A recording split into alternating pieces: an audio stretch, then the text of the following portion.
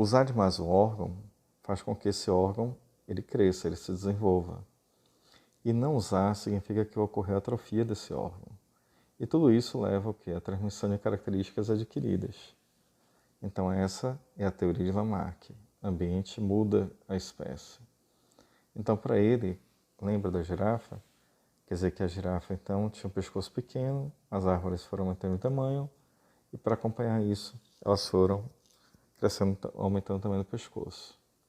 Né? Então para Lamarck era essa a ideia.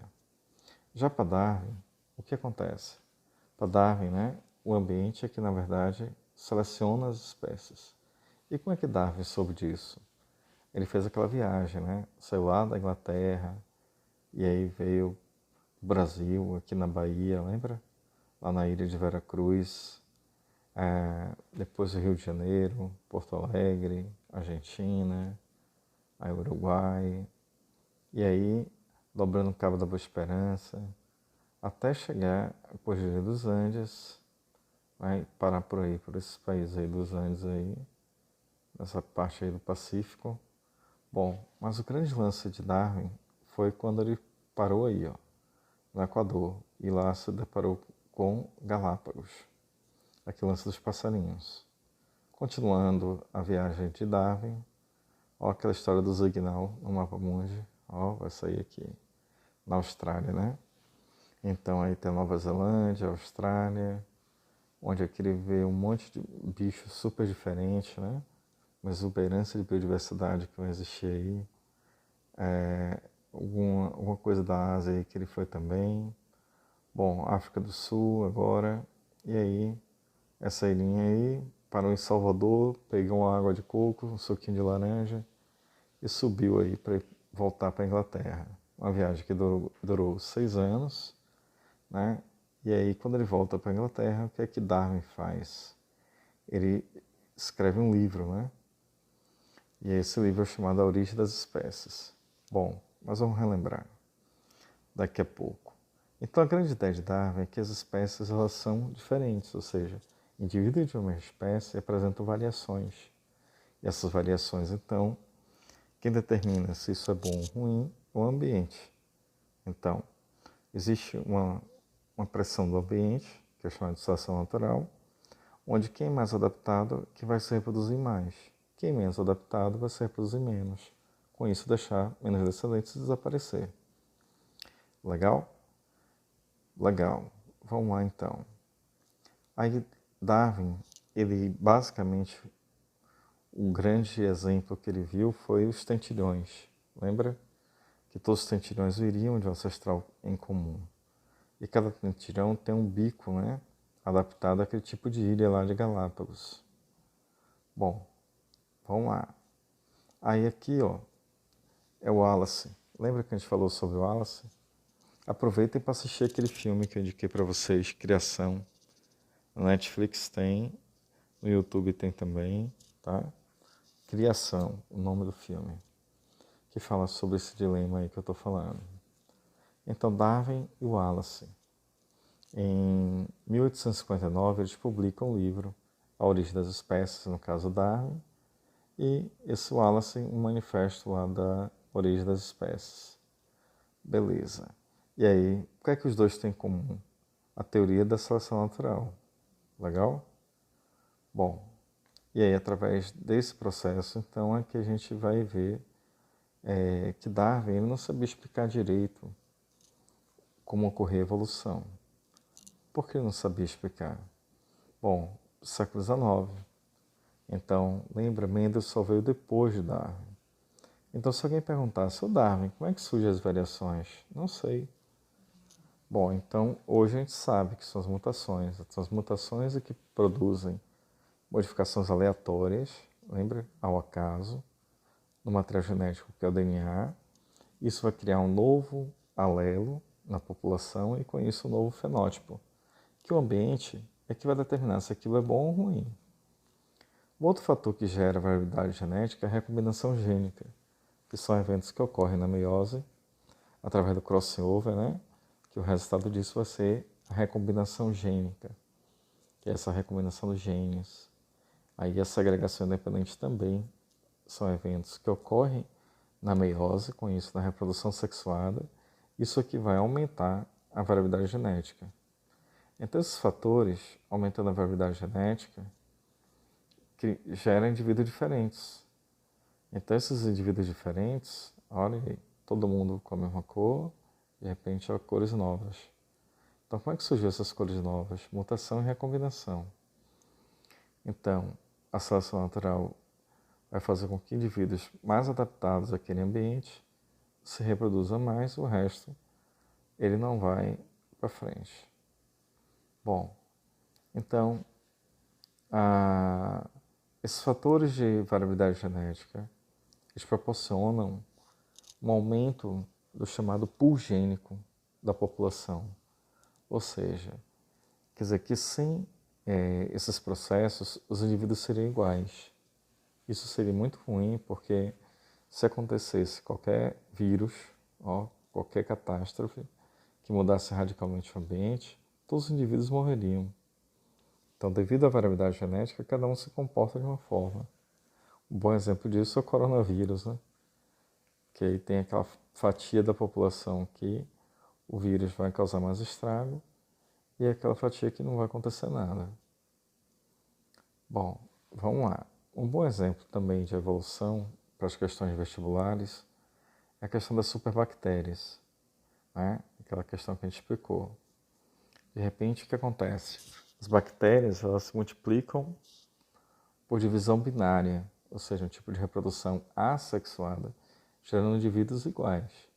Mas, de repente, no meio de milhões, aí você vai ter uma ou duas que é diferente.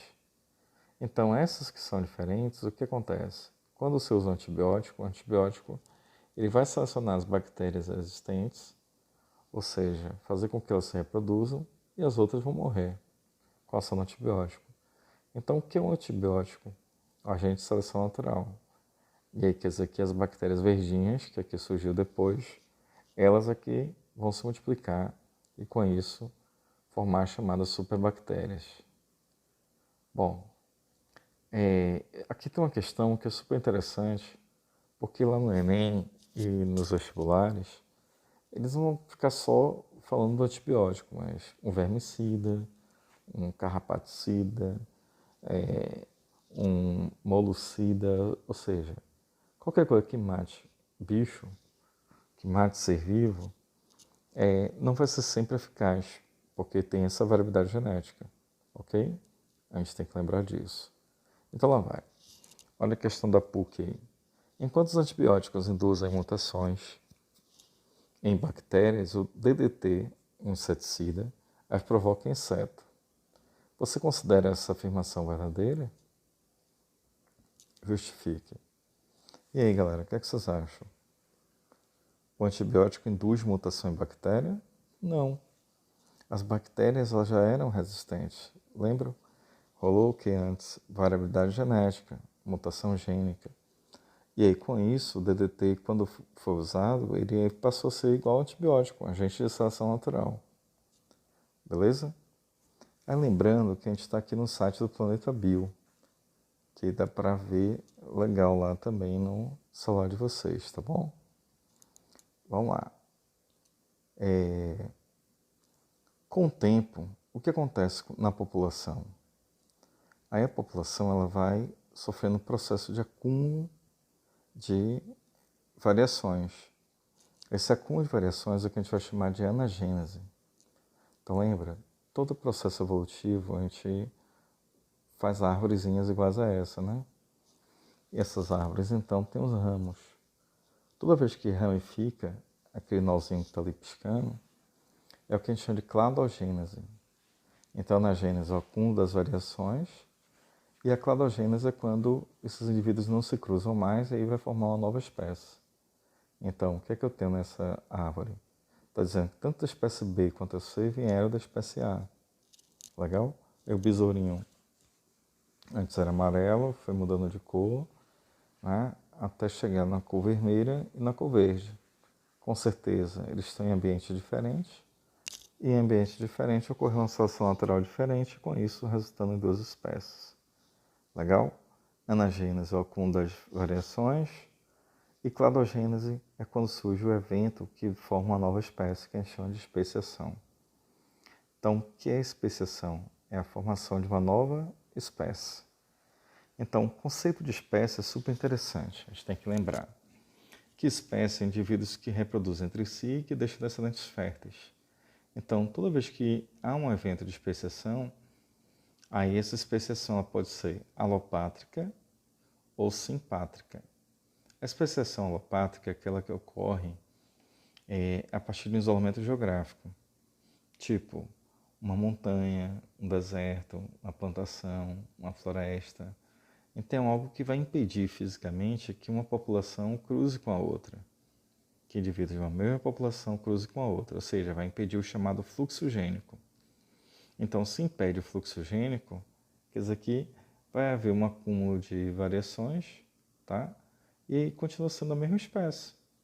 Mas se eles estiverem isolados, aí o fluxo gênico é interrompido e com isso eles acabam formando nova espécie. Vocês vão ver isso daqui a pouco.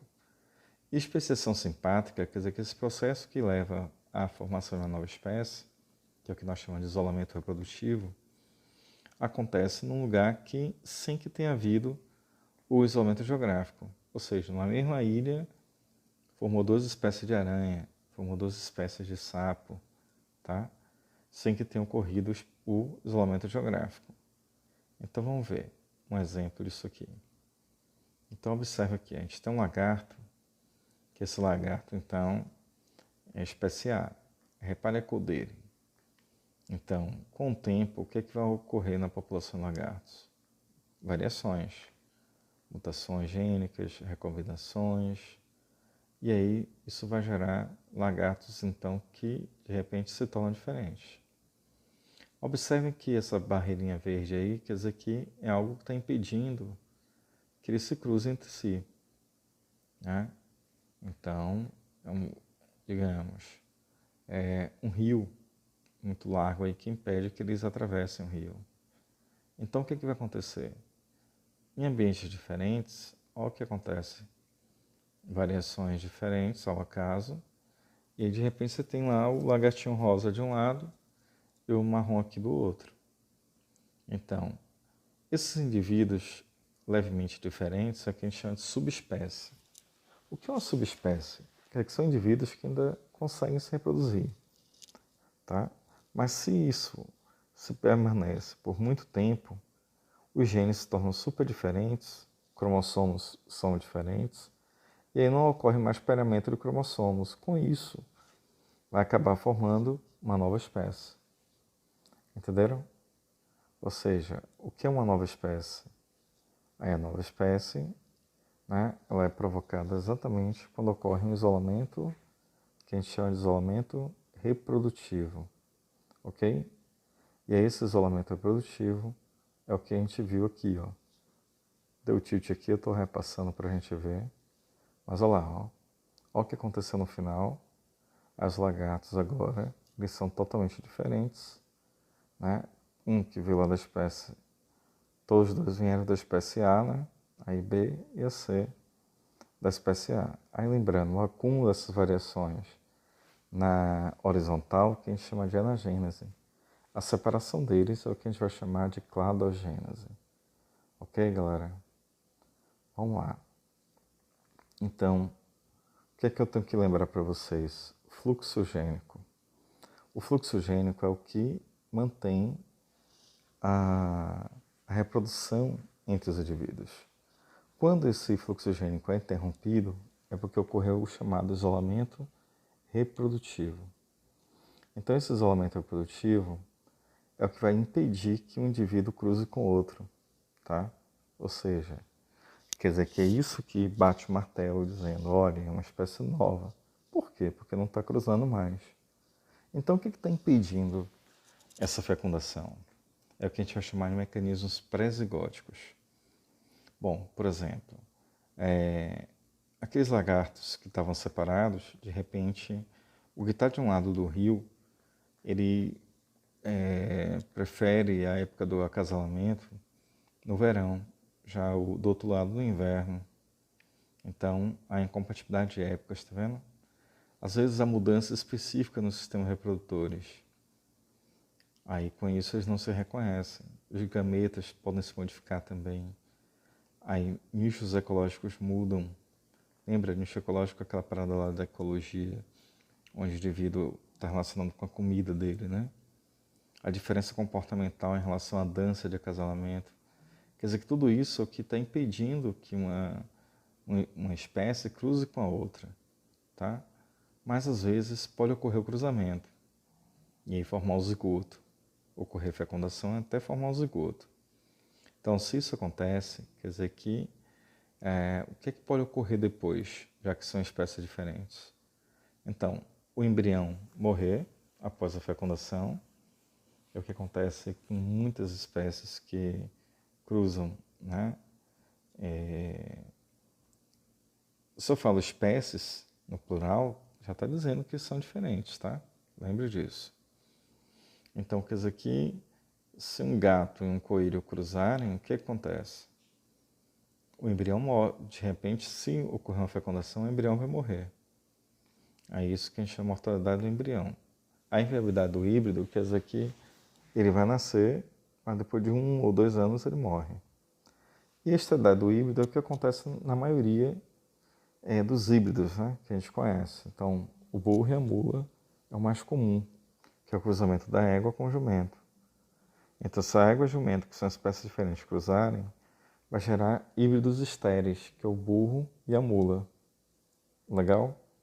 Um super exemplo também, que vocês podem pesquisar na internet, é o chamado ligre. O ligre é o cruzamento do leão com o tigre, tá? Aí leão, macho com a tigresa fêmea, aí gera o ligre. Aí o ligre é estéreo, já o tigre com a leoa, aí dá o tião. O tião já é um híbrido inviável, ou seja, ele vai morrer, tá? E com essa morte, então, ele não se desenvolve. Massa? Galera, então, com isso a gente fecha essa parte aqui da evolução e a gente volta daqui a pouco com outra aula falando das evidências evolutivas.